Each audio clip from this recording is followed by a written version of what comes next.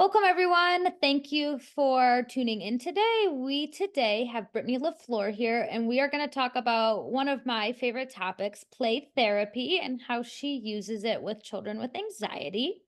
And I will get into introductions in just a moment, but thank you for being here with us, Brittany. Thanks for having me. I'm excited. It's an easy topic. It's one of my favorite too. I could talk about play for weeks, days, anytime, all the time. So Yeah. I'm happy to have you here.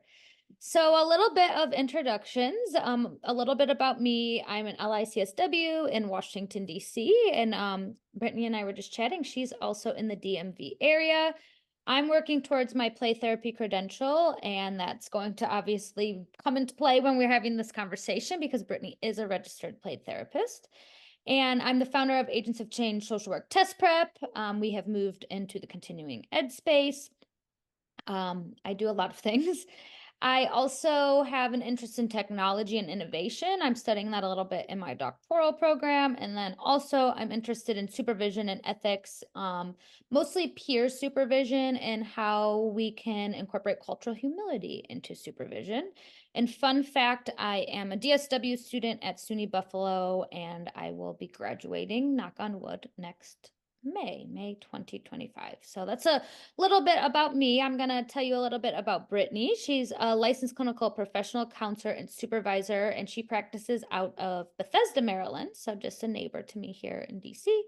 She's the founder of Your Best Self Therapy, and her interests include treating young children with play. She's an RPT. I was writing down some of the other stuff. She does high conflict divorce, trauma. She does a lot of different things.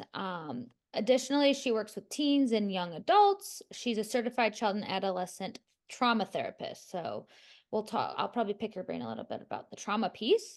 And then she's a divorce coach and child specialist in collaborative divorce cases. And she is the practice owner, and they provide psychotherapy for mostly children, but adults as well.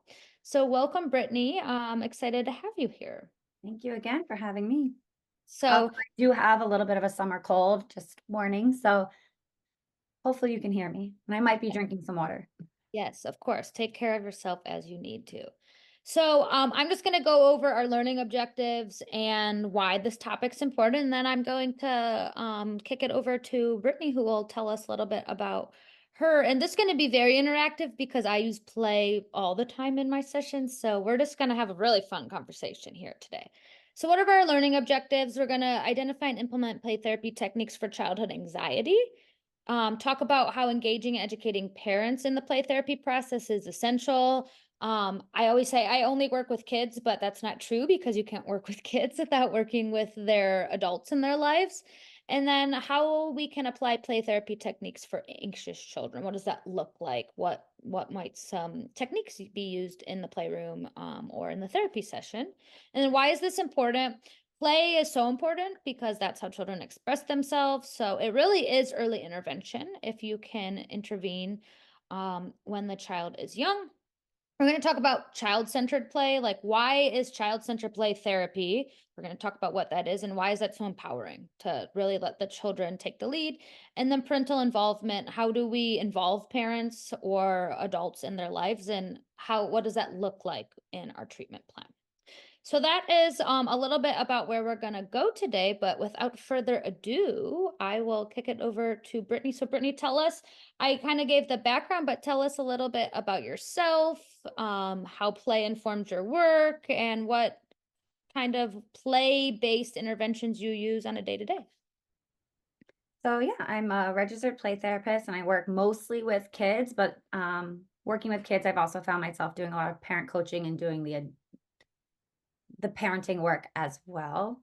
I actually did not know play therapy existed when I went into grad school, which is crazy. And I went into school I studied urban school counseling at Johns Hopkins. And I had a teacher there, Dr. Ann Stewart, who's very well known in the play therapy world. And I fell in love. I was like, this is amazing. And I had a bunch of professors there that were doing play therapy. I had Dr. Green was doing sand tray. I flew to Dallas even to do sand tray therapy with him. And I even liked it for adults. I was like, this is so much better. I was Mhm. already practicing in the schools when I was, so I started off in the school, and then I was realizing like the talk was just not working for many reasons, but also there was a big language barrier. Most of my students were Spanish or Urdu were their first languages, and they were kindergartners and had never been exposed to English before, or really outside of their home. So I really had to use play therapy out of necessity. And I just saw the magic in it, and I don't know. It started from there and then it took off. Yeah, I so resonate with that. I don't believe, I graduated quite some time ago, but I don't believe there was any talk about play therapy. I had worked in school settings I've worked in school settings for 15 plus years, and there was definitely play elements, but I didn't know there was this whole field about play Yeah, therapy. And once I started getting into it, I was like, this makes so much sense. so much This fun. makes so much sense. And a lot of people I think have difficulty. What do you mean you just play and that's therapeutic? Play is therapeutic. That it just is. If there's so much research out there to support it. So I pulled this very quick, like, what is play therapy? Why do we use it? It can be Mhm. used with children who are experiencing emotional and behavioral difficulties. It can treat a variety of different things, behavioral problems, life transitions, trauma, and difficulties related to relationships. You can use play therapy with pretty much any child, kiddo, any person that walks in through your door, you can use play therapy with. So I love Yeah, to kind of hear how you had mentors that were using this and you kind of yeah, just went with it. And similarly to me, like someone once told me, play therapy when it's done well is magic. And I was like, what are these people talking yeah. about? And then I started practicing it and I was like, oh, I get it now. Oh, I get it. And it's also fun for me. It Yeah. makes work so fun. I get to be creative on a daily basis. I can make almost anything, excuse me, therapeutic, like any, you get to bring the child's interests. Um, I think the biggest thing for therapy with me is it gives that psychological distancing Mhm. from the problem. It can be very, even for adults, very intimidating to be like, here's my anxiety and why it happens, and this is what happened to me. So it's easier if they can show me what happened to me, show me what my anxiety. A lot of times I can pick up on it in their themes of play without them having to tell me. They might not even have the conscious awareness of it. Especially developmentally.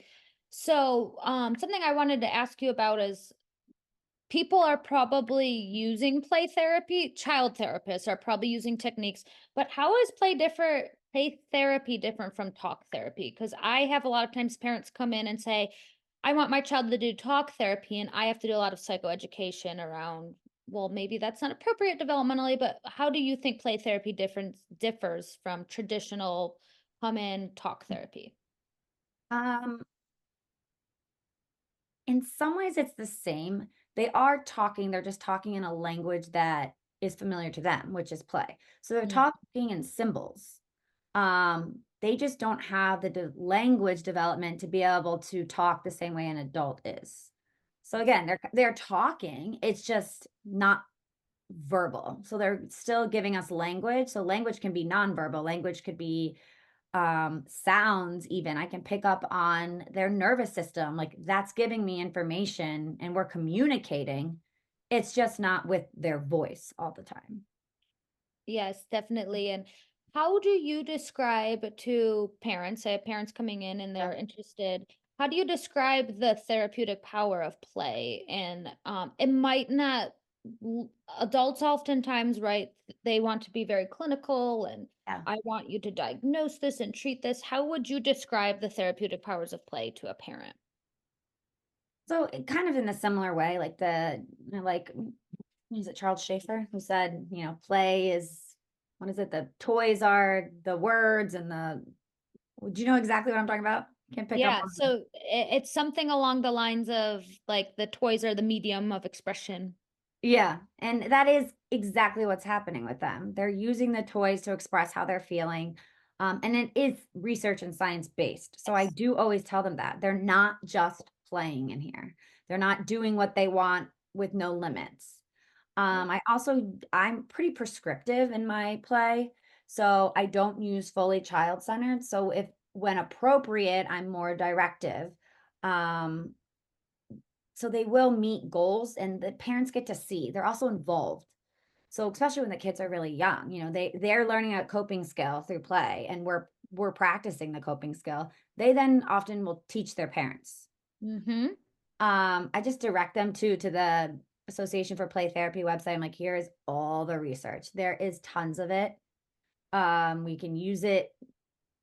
I can pick through too and say, like, okay, your child has symptoms of ADHD. Here are specific studies that show using this type of play therapy help with ADHD. I think honestly, it's in a good way, at least around the DMV area. A lot of pediatricians are recommending it and they trust their pediatricians, so they come in ready almost. And I think parents too, they're like, I don't think parents can picture their kids having talk therapy. A lot of the ones that come to me, I think they are more hesitant about therapy, thinking their kid's going to come and sit face to face with me and talk for 45 minutes. I honestly think that they ease up once they see my room and it's filled with things that the kid is going to be engaged with. I don't know if they're so hesitant anymore. I think 10, 15 years ago, I saw more hesitancy than I do now. I definitely agree with that. I have some parents actually seeking out, we want a play-based approach, which is Yes. great. So I'm really happy to see, it makes sense, right? I'm very happy to see that it's moving in this direction. And for me personally, if I ever have parents that are like, I have some parents, they must be told by a provider, I want CBT for my Uh, child. yeah, And I say we can incorporate that in different ways. We're going to do that through the medium of play. And exactly. it's not just that we're playing just for the sake of playing, we're playing with the purpose of having therapeutic benefits. So I agree. I think that there is a shift. And I think that a lot of times the kids enjoy coming so much because it is really meeting them where they're at, that parents feel more at ease when I have a lot of kids that love coming, right? They're like, what's in the playroom today? Or what are Uh-huh. we going to do today? So I think that seeing that the children are engaged and wanting to come back does a lot for easing the parents' anxiety around, hey, what is this play therapy thing you're talking about? Yeah, I actually find recently I've had a hard time terminating where I'm like, okay, therapeutically, they're good. Like, Yeah, clinically, they met their needs, but the kids don't want to leave or the parents don't want to leave because they've gotten such a benefit out of it, or the kids enjoy coming. But it's my duty, right? Just because they enjoy being here doesn't mean that they are getting a clinical benefit from it anymore. But that is so hard. important. I have a lot of times too where as clinicians, we have to have those discussions that the purpose of coming to see me is not to come and see me forever, right? Yeah, yeah, And I think that's a really good point that you bring up because there are different ways we can give them those outlets that aren't necessarily in the therapy setting, but I might refer them to, hey, maybe an art class or a right, pottery class or an improv class could be beneficial for you. And I'm not going anywhere. If you need to come back, right. you can always come back. Yeah, there you can come back for tune-ups but yeah, I want them to still be kids and fill their time with Right. appropriate activities, so I try not to keep them forever. I know some we want to keep forever and it's Yes. fun. We're playing, we're having fun. Just a anecdote, I've been bringing my mom with me to some she hasn't come to the trainings, but she comes with me when I travel to go to play Uh-huh. therapy trainings and she said we just love checking out the toys and the shops and she's like, "This is so fun. We have swords and we have puppets." And Yep. she's like, "This is amazing." So it's just even adults, I think, don't Mm. tap into their playful side enough. So it's Yep. really if you're interested in play therapy, I will tell you, these trainings are the most fun, exciting things you will do. They are not boring. They are not boring. No, I did a Lego one actually, and it Ooh. was like, "This is so fun," and they're very interactive too. So, Mhm. you're doing okay, this is what do they have? They're doing like a perspective taking therapeutic, and they're like, everyone, here's your 6 pieces, build an apple. So we all had the same 6 pieces, but we all built something different. And then it was like for a group therapy, it was like, okay, so now let's look at perspectives. Like, how did you take this? And working on the Yeah. communication. And there's just so many. I don't know. And there's brilliant people in this world too. It's In this, absolutely well, in amazing. the world, yes, but in this play therapy world that you can learn from. And I noticed that therapists that usually use play as a modality are very creative, very curious people themselves. So for me, I know how you said it's very fun for you. It works perfectly. Like I love that every single session is completely different. It definitely get lets me craft things, craft different interventions that I want to use. And it's a lot of just let's see what works. Let's see Yeah. what's going to work for this specific kiddo. And what doesn't work for me, right? There's also that. And I don't, virtual COVID was no bueno for me. Um, but other people have gone fully virtual and play therapy and been very effective. So it also gives you a chance to exercise, what's going to work for you, what benefits you also, not benefits the wrong word, but what are your strengths? And Yes. it's fulfilling for It's sure. definitely everyone has, even within play, everyone has their own preferences. I will just say this out here. I hate slime. It gets everywhere, but then I have a lot of colleagues that slime is their thing, and I'm like, Yeah. it just for me, it's just a no, right? I don't know. But everyone has their own space within play where you can find what works for you and what doesn't work for you. Yeah. So What let's kind of modalities do you gravitate towards? So I use a combination of child-centered play therapy and gestalt play therapy, which is the Oaklander model. Mhm. I really was drawn to I would say mostly I use gestalt play therapy, which it's a nice mix of directive and non-directive. Yeah. And for those of you that are thinking, what is directive and non-directive? So directive would be when we're, as the clinician, maybe giving some more structure around the activities, whereas non-directive is completely child-centered within limits, right? There are boundaries, but you're really taking their lead. So I do both. But what I loved about the Oaklander model is it just really resonated with the way that I work. And it's a lot about meeting the child where they're at and making contact with the child. And throughout different points in someone's life, they make contacts. They have strong contact and weak contact points with whatever it is, right? Whether it be in the relationships or sensory wise. So I really liked that model. Um, and then I use a ton of different things because that's what I'm always doing. I actually incorporate CBT. I do some exposure work. I have a lot of I have a lot of clients coming in with a metaphobia. So I just do it all, I feel like. But my specialty is children that are neurodivergent. So I do a lot of neurodiversity affirming play therapy as well, which is a lot of, I would say a lot of my clients come in and need a lot of sensory support. So we are doing a lot of self-regulation, a lot of upregulating and downregulating in the playroom. So for me, I use a lot of polyvagal and neuro-based play. Yep. So for that, it has to be directive because Yep. I'm teaching information. If you're ever like giving information, it can't really be fully child-centered because they're leading. So I have to lead in some way, but I always use play to teach and practice. Um, I don't know where I was going with that. But if I am using that, Polyvagal. polyvagal, I don't know. If I'm using polyvagal theory, oh, so I'm using polyvagal and CBT, but it's always through play. Always to play. Exactly. That I actually just went to a neuroscience of play conference this year, and it was wonderful because I do a ton of brain-based and neuroception-based Yep. work.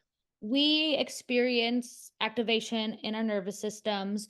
We have to be co-regulators in order to regulate with the children. So I do a ton. I would say that is a lot of the work that I do is where are we activated? How does our nervous system work? How does our brain work? Bottom up approach. Mhm. So that's a lot of where I come from too. Yeah. All right. Awesome. So let's shift gears to talk about your specialty, anxiety. So here I just kind of put some behavioral symptoms, but tell me for you, what would be like some typical symptoms you would say behaviorally and physically is our next slide of when a parent comes in or a child comes in and they say, my child's anxious. What do you typically see? So I it's usually they're kind of stuck in either fight, flight, or freeze. So I'm always looking for that. So if they're in flight, oftentimes they may appear to be like ADHD inattentive looking, where they're either like flight of the mind, where Mm. they are not really present, almost looking like they're dissociating, but really they're just stuck in worries in their head. Or sometimes they're actually eloping from school. Yep. I see it too. They will leave classrooms, they will run away, they will hide, or they're in that freeze. And I see a lot of the freeze because I think parents identify that as anxiety the most. So they'll come in and they're, look like a deer in headlights and they're just kind of staring at you and they don't know their entire body is kind of shut down because they're nervous and worried. And then there's also the fight, which often parents are bringing in because oh, they have behavioral problems at school, they're aggressive, and it ends up being anxiety, but they're just in fight mode. I'm Yep. anxious, my body doesn't know how to handle it, so I'm getting aggressive, I am screaming, I am throwing things, I'm having these major epic meltdowns. Mhm. So I don't actually see parents bringing them in saying, "My kid has anxiety," but that is what it ends up being. Um, but when a parent brings them in with anxiety, it's often I see that freeze. Mhm. They won't go to something. They're clingy. They are tearful. They don't want to do soccer class. They can't sleep through the night. Those kind of behavioral symptoms. I like that you said that oftentimes we as clinicians are teasing out. Yeah. I work a lot with clients that are neurodivergent, and I say that anxiety is a cousin. It's usually present in most cases. Hmm. And there's just different levels that children experience anxiety. And I tell parents this, like, when is it becoming problematic? Yeah. So we all have symptoms of anxiety. It's just how much is it interfering with our ability to function? And I think a lot of times, like you said, it's not necessarily looking as a classic anxiety case. I get very few of those, but I would say 90% of my clients are manifesting symptoms in some sort of anxiety response. Yeah. Another one I see a lot is regression. Mm, They used to sleep through the night, they're not sleeping through the night, or they're wetting their bed again, or they are having more tantrums or meltdowns and they weren't. So again, they're not coming saying this is anxiety because the parents just don't have the information to identify it that way. But that is a big presentation of what I see. And there's also the phobias. I do get a lot of phobias yeah. of I had one who was terrified of pigeons and Hmm. birds, but very specifically Makes sense. pigeons. And they were moving to Italy soon. She's like, "We have to there's lots of pigeons, like, we have to get this has to be under control." So I do see a lot of, that, and then OCD mixed in there as well, which I wouldn't say is my jam. Everyone has their thing, so depending on, the severity of it, I will refer out, but I can at least spot it and say, "Okay, Yeah. yeah, like, play therapy would be really helpful," and here's someone that Right. specializes. Um, I think with the OCD piece, especially with young children, it's very hard to tap into that, but it might look like inflexibility, Yeah, or a lot of parents have to do a lot of reassurance for the children, like, okay, let me run through every single thing that could happen today. And that actually, makes it depending on what worse. is going on for the child, could be symptoms of OCD. So I think that it can be very difficult to tease out, especially at a young age, because we have to take the clinical information we have from parents and Right. our observations that we see in play. Sometimes what I have seen with OCD is just that rigidity Yep. and difficulty with the flexibility, and seeking reassurance from me as the therapist too is a lot of it. Asking a lot of questions, what's going to come next, and that could, I'm not saying it is in all the cases, that could be a lot of things, but it can be OCD in some cases. Yeah, I do find that's kind of the hard part with kids and with parents too, is they want answers. And what is typical for a kid, like the behavior's so vast Yeah. that sometimes we have to almost wait and see, are they going to outgrow? Like, is this, um, are they on the like tip how much is it really interfering with their functioning? Like if this continues, yes, it'll interfere with their functioning, but if they outgrow it, it may not. Yeah, and that's what I think is so good about play is you can get so many pieces of information that you wouldn't be able to get by just a screener or, Never. just Yeah. a biopsychosocial. That's what I love. It gives so much data points. So much data. And one question that I know that you and I had talked about was how do you measure that progress? I don't know if I'm getting ahead, but that is how. Like I do it two base. I'm like, okay, the parents came in and we're talking about how it affects their functioning. So is their functioning getting better, right? But Right. also what is their underlying play? Is it going from like chaotic and very static to more dynamic? Are the themes changing? I can tell a lot what's underlying the anxiety. And so that I kind of measure it in those two folds. Like, yes, is the functioning getting better, but also underlying the functioning is just a symptom. It's not the cause. Yes. Yeah, exactly. So what is that underlying anxiety getting better too? And I think that that is why there's really a lot of training that needs to go into play therapy is they're not just playing and we're just sitting, right? We are really attuning to them. We are picking up in nuances. I don't know about you. I know the days that I have a lot of play therapy clients back to back, I am exhausted when I'm Yeah, done. And I'm like, I exhausted. only saw three kiddos, but it felt like I saw 10 because you're so attuning to them for that full 45 minutes, that full hour in a way that is different than if you were just being a passive observer. Yeah, no, totally. I mean, I can play with my own children Yes. for hours on end and I'm still tired, but that's hours on end. 45 minutes is a long time to do play therapy. You are Yes. so attuned and not only you're co-regulating the entire time. And you're sometimes it depends what I'm doing, but if I'm not doing fully child-centered, like non-directive, you're steering it too. And you have to be on. Like you don't know what's going to be brought up. So you don't know where to steer them or how to, if we're doing a puppet show, like what do I say next that's therapeutic, not just playing?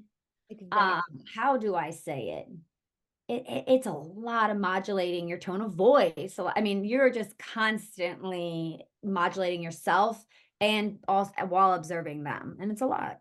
Yeah, and I like that you said it's a lot about the co-regulating and attuning because there are times that I'm like, how am I going to make it through this session? The play could be very chaotic and Yeah. the energy level could be not what where my energy level is that day and you have to meet those needs and I've had sessions where the playroom's completely destroyed, right? And just sitting with that discomfort myself and not responding to it, but it's all part of the process. Yep. And you know too, you're like, oh my gosh, I have 10 minutes to clean this all up. And you have to like work on those thoughts, like that CBT, Okay, yes, I only have 10 minutes to clean this up, but I need to tune to the present. But they Yeah. do come. You need to have them pass like clouds, like we try to teach our clients, but it's hard. You're human too.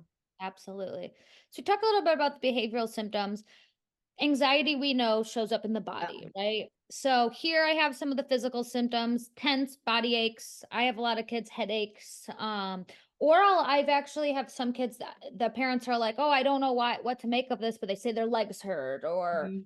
different aches and pains. Insomnia or feeling restless. Sleep, I'm sure you see this a Yep. lot, can be very disruptive.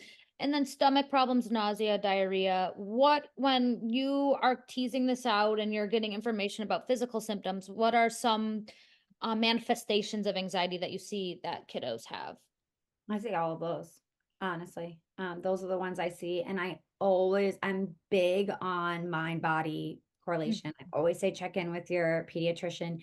And if the Yes. pediatrician will not do blood work, I say find one that will. Um, because sometimes it really is a medical issue or they are deficient in a mineral, a vitamin, a something that is, if it's not creating it, it's making it worse. Mm-hmm. So yeah, but those are the pretty much the list that I see as well. The stomach problems being the biggest one. Most of our Tummy ache. serotonin is in our stomach, not in our head. So again, that's where I do a lot of validating that what's happening for them is real. A lot of connecting through gameplay, what they're physical, their sensations versus feelings, which is wild. I did not know until grad school that sensations and feelings were different. I did Yes. not know that that existed. So, but these kids are learning so much more about their bodies than we did. And I'm so happy. Mindfulness is another way I bring in that mind body connection. Um, doing body scans, even as Yeah. young as like 4, they can do it. Mm-hmm. And I don't know if you see this a lot, but we'll get some anecdotal evidence from parents. The nurse keeps calling me. They're in the Oh, nurse's yeah. office, right? Okay, well, that's a piece of data. Or um, I see this a lot. They're missing a lot of days of school. And I'm like, well, let's figure out why they're missing a lot of days of school. Is it an actual medical problem, or are these some physical symptoms of anxiety that are manifesting, causing them to have the symptoms are real, right? They are having stomach aches, they're Yep. having diarrhea, they're having constipation. But what is the underlying reason why they're having some of these things? Yep. Exactly. So moving gears a little bit, you work with a lot of kiddos with anxiety. What are some techniques that are specific to play and anxiety that you like to use or your go-tos? I know you talked about a body scan, you talked about mindfulness, but any that come to mind that you're like, this one's really popular with the kids? So I actually always start with, um, there's a few actually. I always start with though reading books about I'm huge anxiety, on that. bibliotherapy. So what it is, like teaching them psychoeducation. And then I do a lot of, okay, here's your hippocampus, your amygdala, and your prefrontal cortex. And then we do a lot of puppet play. So I have them create what those look like for them. And we will play out scenes of what first the scenes have nothing to do with them. It'll be like here's a girl and a dog is coming. What's going on in the hippocampus? Like, what memories does she have of a dog? And some of that you get some projection of like, they can only come up with memories they have of dogs. So Mm-hmm. you're hearing that. Um, then, what is it fight, flight, or freeze? Like I have 5-year-olds that know fight, flight, or freeze, like the Mm-hmm. back of their hand, or fawn, even. I've added in fawn the last few years, where they are able to identify that. Once they get there, then I can also notice that in their non-directive play of what they're like, how they're acting. Are they in fight, flight, freeze, or fawn? And sometimes I'll even ask, which is not, I'll veer away from the child-centered. Mm-hmm. So I always start with that. I play the floor is lava a lot, especially with my active boys. They love that. So once they learn the difference between, thoughts, feelings, behavior, I will set up like here's it literally is just a piece of paper that says thoughts with like a thought bubble and feelings, behavior somewhere in the room, and they have to get there. And when they get there, then they can say the thought associated with whatever we're talking about. It takes away the pressure of tell me what you were thinking when that happened. It gives them also when they're activated too, that can help depending on the kid. If they're already super activated, but if they're frozen, having their nervous system, that sympathetic nervous system turn on a little bit and they're not so frozen, then they're able to, really learn. That's Mm-hmm. another one I really like to do. Kids love throwing things. So Oh, yes. I have those, Nerf guns, and yeah. that's Nerf guns, darts, and basketball hoop are Oh, yes. three of the most popular items in my I office. actually hide my Nerf gun and only take it out for certain clients Yes. because it became wild in there. But yes, our basketball hoop is huge. Our dartboard, I even have those like the little balls that stick to the wall. Hmm. They love that. Something for anxiety too. We do a lot of breathing techniques. So it can be boring for a kid almost like, okay, let's breathe in for 4, out for 7. So the balls, the sticky balls that I have, we will throw them up on the ceiling. And I want you to, as it goes up, you're going to breathe in. When it hits the ceiling, you're going to pause. And then it kind of like oozes down. And so I want them to breathe out as long as it's oozing down. And then we talk about like how does that feel in your body? Because I always want them to breathe out longer than they breathe in. Again, going back to, your polyvagal system. or your polyvagal theory, your vagus nerve. Trying to think what other big anxiety ones we do. Drawing what your anxiety looks like or Mm-hmm. painting, a lot of that. A lot of expressive arts. Yeah, like what color is it? What shape is it? How does it move? How do we make it smaller? When does it get bigger? Mhm. There's a great book I have called Ruby Finds a Worry. Yeah. And her anxiety get bigger Hmm. and smaller, and I've had kids actually draw the color of theirs and when is it big, when is it small, how close is the anxiety to you, how far away are you from it.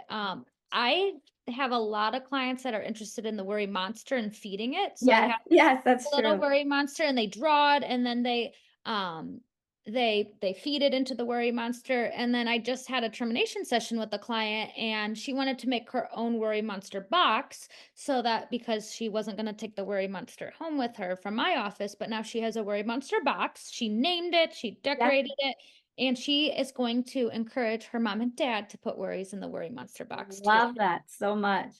It's so true because it's such a containment. And I try not to Hmm. compare it to adults, but I think it's helpful for adults to hear because it's like they're just writing it in there. But I'm like, that's what you do. You come sometimes, not always, but sometimes for adults, it's therapeutic just to spill and have it contained in this room.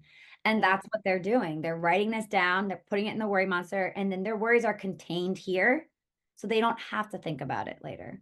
Yeah, that same client, I just love this story. That's why I'm talking about it. Yeah. One one week the client brought a little stuffed animal and introduced me to the stuffed animal and I said, "Oh, I always let them bring stuff into the session. Of course, if you want Yeah. to bring this item, go ahead." So they brought in the little stuffed animal and I said, "Why'd you bring the stuffed animal today?" And she said she's going to write some of her worries down to go into the Oh, yeah. monster. So it was such a nice thing. And that showed me, talk about a piece of observation, a piece of data. The client was understanding and utilizing those skills and projecting it onto her stuffed animal. And that's a case too where I don't know if I'm sure you see this parent saying, you know what, they're telling me I need to use my breathing techniques. Right. I need to take, a time out, or I need to be in control of my body. So I love when I hear those types of anecdotes where the kids go home and the parents are hearing the language that they're using in sessions. That is one of the reasons also I love working with kids because of their neuroplasticity, they just do hang on and learn so much quicker than adults. So They it is so cool because sometimes too we'll have like a structure. I know with one child we do every time they come in, I have what is it, like dots of worry? Is that a Mhm. book?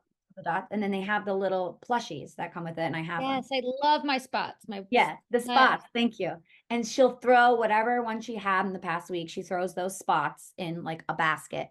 And then we randomly pick out what we're going to talk about. And I forgot to do it one day, but they're so routine oriented that it was like she froze. Her anxiety came back. It was like, this is what we do in here. And I picked up on it and I was like, I broached, I noticed in your body, you're tensing, like, tell me what's happening. And she's like, you didn't do what we always do. And I was like, oh, you're right. You're So right. And that's a good learning point to say, hey, oh my gosh, you're right. sometimes, yeah. But also the fact this child in particular, advocating was a huge issue because of their anxiety. So I was like, this is a win. Like the fact that she told me this is what's wrong and this is what I need in session. I'm like, she's come so long, so far. Yeah. I think she would have, and such like this particular kid was a fawn freeze kid. People And so pleaser. yeah, the fawn is like a people pleaser. She would not have said anything. She would have just gone in the past, going along. And it wasn't that she said anything verbally, but she at least said something physically. Whereas before, I think she would have just smiled through it and been like, what are we doing next? Mm-hmm. Um, so I guess again, another way to measure progress. Yeah. Um, Last thing I want to touch on is, do you have a case Yeah. that one I just talked about really sticks out for me and it's a newer one, but what is one particular case that really stands out to you where you're like, wow, this was that play therapy magic. We really were able to tap into some strategies to help them with their anxiety. So I have a kid that would not enter the room. They Mm, had severe okay. separation anxiety and would not talk, would meow, because they were so shut down and so nervous about pretty much everything. This kid now likes to race me to my room. Who can get there first, is very engaged. Um, we did a lot of work on brain and she will remind me, this is what's happening. We did also, I bring some super flex Mm-hmm. stuff in, so rigid versus flexible. And not that talking is the goal, right? It's not always but for her, it was because she wasn't in other settings. And so I needed her to start to feel comfortable to talk in my room. For some kids, they can deal with anxiety. They don't have to talk. They can, Right. child centered play. But she talks, she's engaged. I mean, her functioning overall, she wasn't sleeping through the night. She is now sleeping through the night most nights. Is it perfect? No, this kid runs anxious. She's Yes. always going to be somewhat anxious, but she has friends. She participates in sports now that she wasn't doing. And this wasn't just in a vacuum of just working with the kid, it was also working with the parents, which I think is necessary. Well, not I think, I know is necessary, especially with all the research we have that when parents are involved in play, it's more effective. But I don't know, she's super bright. I just got to see so many of her strengths come out, and it just makes me so happy that the world now is going to be able to see these now that her anxiety is lower. Cause I'm like, she was always a cool kid, but wasn't able to show it. Yeah. And I wonder how much did her confidence increase? Oh, just this week, I'm still seeing her, and well, she said something to me like, "I'm really talented," and I was like, Yeah. "You are really talented. Tell me like what your talents are." And I was like, "God, this kid is just getting so confident because she is able to interact with the world, whereas before she wasn't." So she felt there was a lot of perfectionism. We did a lot of Yes. play therapy work over that, a lot of thought work. I mean, I don't know. I think it's just the most relevant, right? Not relevant, the most on top of mind because I still Mhm. work with her. But there's just so many, where I don't know. I don't see a risk in doing play therapy unless Oh, it's with a poor provider. But yes, which is huge. I have a big qualm with people saying they're play therapists when they're not trained in the modalities. yeah, You can use techniques from it, right? But as you know, and I know, there's a lot of training that goes into being and credentialed to be a supervision, and I mean, it's a lot. supervision, and it's just like any other modality where you don't just read one article and you're an expert. It really takes years upon years, and it's like you said, the quality of the provider is crucial. Crucial. And, there are people that are studying to be RPTs that are not there, like yourself. But I always say, ask who their supervisor is. Yes. If their supervisor is super great at what they do, it's also okay to meet with that person because you're still going to get good care, for the most part, we hope. Yeah. But if they have a good supervisor, it's okay to also meet with someone that is, play therapy techniques. Yes. And I just love play. I can't imagine being a therapist now without doing No, play. I don't think I'd want to. It just so informs what I do, and it just very much is align with my personality. So I just from talking with you, I can get that as well. So to wrap up, I always ask, what is one piece of advice you'd give for someone that is dabbling with wanting to do play?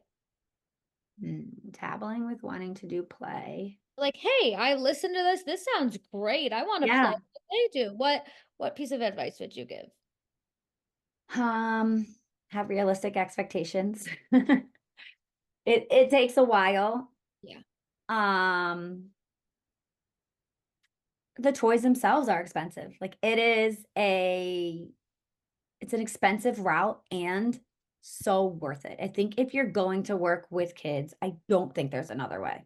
No, I really I don't. I very strongly believe if you are not trained in play therapy, working with young kids, like if you're an element working with elementary school student and you're not trained in play or a modality of play, sand tray, psycho, what is it, socio, like the drama therapy, Lego Mhm. therapy, something. You need to have a foundation. You need to have an understanding of how this works. Yeah. I also too just knowing that like you don't have to have a niche yet. Yeah. Like get trained and then you can figure out what you like. But if you don't like it, they will know that. I think it's Mhm. important to find a modality that you like, you believe in, not just you're doing because you think it's what you should do. Mhm. I agree. And my piece of advice would be to, like you said, build that foundation and do what works for you and find that theoretical orientation that's going to work for you. Just because someone tells you, oh, you should do this, doesn't mean that's the right fit for you. You have to be true to what you're doing. Otherwise, it's going to feel awkward and Yeah. weird. So that takes time. That's not something like I've taken hours and you too, thousands of Yeah. hours, not thousands, thousands of dollars worth and Yeah. hundreds of hours worth of trainings, and I still find pieces from different modalities that work for me and others that don't work for me. Yep. I think it also being a play therapist, you have to be flexible. So Biggest thing. yeah, biggest thing. I think a therapist, period, but especially with play. Yeah. And then my last fun fact question, what Yeah. is your favorite toy in your playroom? Toy, resource, what's your favorite thing in your playroom? Mm. I think I really love my sand tray. I was gonna say sand tray. You I were. can't live without my sand tray. No, and the Definitely. miniatures, like, even if we don't use them in the tray, we use them a lot, and I Mhm. find myself using them with teenagers and Yeah. adults, like, yeah, I think that would be mine. That's yours? Mine minus I immediately had the image of my sand tray. That and then a funny thing, I Yeah. have a stuffed animal. Uh-huh. He's weighted. He's not really an animal, he's kind of an alien creature. And my clients have named this weighted creature Chicken Nugget. Love it. And Chicken Nugget has two sides, a scared side and a calm and regulated side. And besides my sand tray, chicken nugget is a very requested item, and a lot of clients have gotten their own stuffed animal similar, and they say that chicken nugget helps them be brave and helps them with their worries. I So want a chicken nugget. chicken nugget is it's called a bumpa. You can get them on Amazon, and that is my other favorite toy is chicken nugget is a very popular and how fun is that? The kids voted. I actually had a list of names, I and as my love clients that. came in, they came and voted on what this creature's name would be, and it's just he's almost like the therapy emotional Therapy dog. support. I Yes, yes. So sand tray and chicken nugget are my two most favorite items in love my that. I'm writing it down. I might take that one. and what I'll tell you fun what our voted name is. yes, fun fact, some chicken nugget, one named theirs French fry, and then another kiddo named theirs McBurger. So it has evolved from chicken Amazing. nugget has a whole therapy family now. Oh, I love his therapy family. I'll let you know. Maybe we'll name ours like Happy Meal. Milkshake. Milkshake. Yeah, no, I mean, look how much fun we have. Play is really I love this quote and we can wrap up with this. I saw it somewhere in a play therapist's office and it said play is the opposite of survival mode. And I just loved that so much because I think it really talks about the power of play and that spans the whole lifespan. That's what I say, the whole lifespan. Yeah. We all need some more play in our life. Yes. Well, thank you, Brittany. Like I said, we could talk Thank about play you. forever. I It's my know. favorite thing, but I just really wanted to thank you for your time and your expertise. And thank you for so much for sharing all of your knowledge with us. And hopefully we have some people out there that are like, this is really fun. I want to learn more. I hope so. I Yeah. hope so. Thank you so much for having me. It's so fun to talk about this. Yes, and I will link Brittany's contact information and a link to her information as we share this out. If you're taking this for CEs, you will have to take your course quiz and evaluation to make sure you get those credits. But thank you, Brittany, for joining us, and thank you everyone for tuning in. Thank you. I hope you enjoyed this continuing education course from Agents of Change. Want to earn your CE credits for this course? Visit agentsofchangetraining.com or the link in the description to purchase the course and take the post test. If you're looking for more CEs, check out our unlimited plan. You will get unlimited access to 150 plus ASWB and NBCC approved continuing education courses for one low annual fee. We're always adding new courses. Did I mention we also have 5 free CE credits available too? Check it out at agentsofchangetraining.com.